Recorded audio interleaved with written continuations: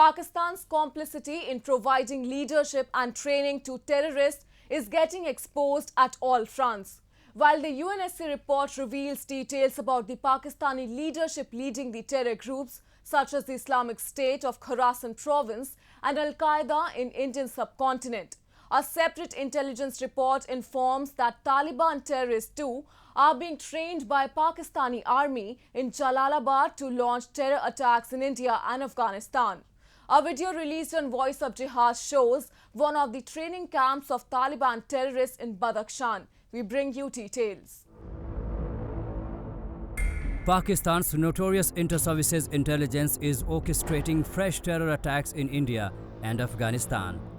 The Special Service Group or SSG of the Pakistani Army has trained 20 Taliban terrorists in Jalalabad to launch attacks in Jammu and Kashmir, reveal informed sources. To facilitate such an attack, Pakistan is trying to infiltrate a group of 20 to 30 terrorists from the line of control, the Indo-Nepal border and the international border. Reportedly, the infiltrating group of terrorists comprises Jaish-e-Mohammed and Taliban trained by the Pakistan Army.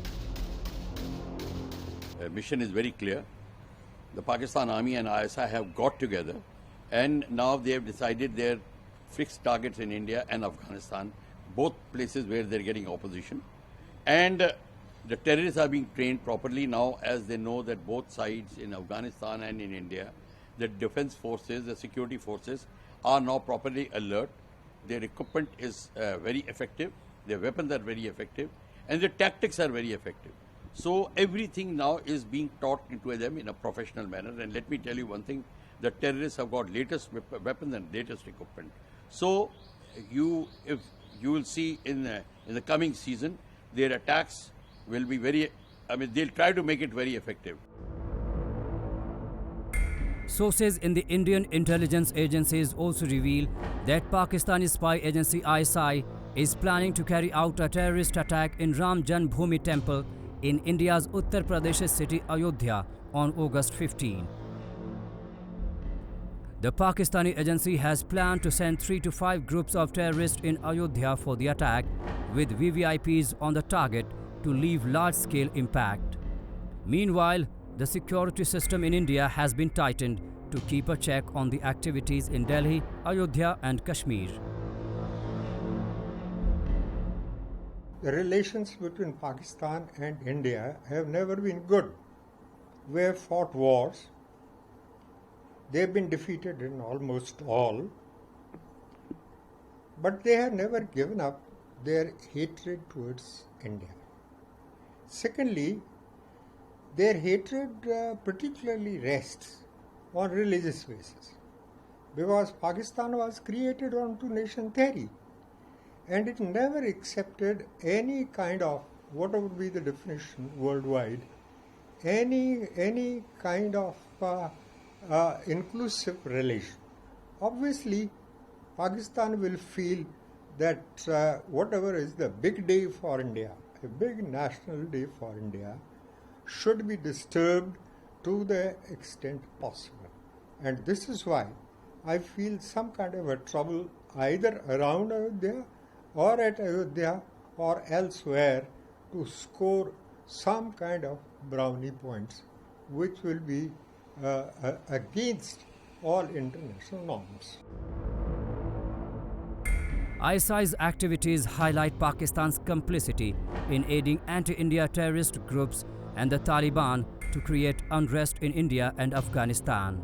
Reports from various intelligence agencies and global anti-terror committees and institutions consistently expose Pakistan Army and its ISI's role in training and recruitment of terrorists for regionally focused terrorist groups. Recently, the Pentagon in its report on Afghanistan said the Afghanistan-Pakistan border region remains a sanctuary for various terror groups. These groups include Al-Qaeda Corps, Al-Qaeda in the Indian subcontinent, Lashkar-e-Taiba, Tehreek-e-Taliban Pakistan and ISIS Khorasan. Pakistan and ISI, they have got their trainers. They are getting a lot of funds from outside. They have got a lot of money from the radical Islamist nation who support, even in a covert manner, the radical movement of Pakistan. In fact, they take advantage of that, and this is how they are running camps with proper facilities. Believe you me, the training includes sea training, includes commando training, mining of the sea, mining of the ships. Everything is included in that. While Afghan security forces are carrying out strikes to eliminate such terror camps from their territory and the Afghan-Pakistan border, the Taliban too is not backing off from launching offensives against Afghan security forces. A joint operation conducted by National Directorate of Security and Afghan National Security Forces recently neutralized 31 terrorists in Khogiani district of Afghanistan. Out of 31, 13 were reported to be Pakistani terrorists belonging to Jaish-e-Mohammed. The joint operation came as Afghanistan's permanent representative to the UN, Adil Raz, wrote to the President of the Security Council over continued violations of its territory by Pakistani military forces and asked the 15-nation UN body to take necessary measures and actions to end them if the situation is not de-escalated bilaterally. On July 15th, Pakistan military forces began unprovoked artillery attacks against Afghan border posts and civilian residential areas in the Sarakano and Asadabad districts of Kunar province, killing 6 civilians and injuring 4 members of the Afghan National Defense and Security Forces. Pakistan wants to play a stellar role, particularly against any help or any contribution or any assistance that India can provide in getting that Afghanistan problem sorted out. Therefore, the first area of target that Pakistan has is along with its border, Afghan border, along it.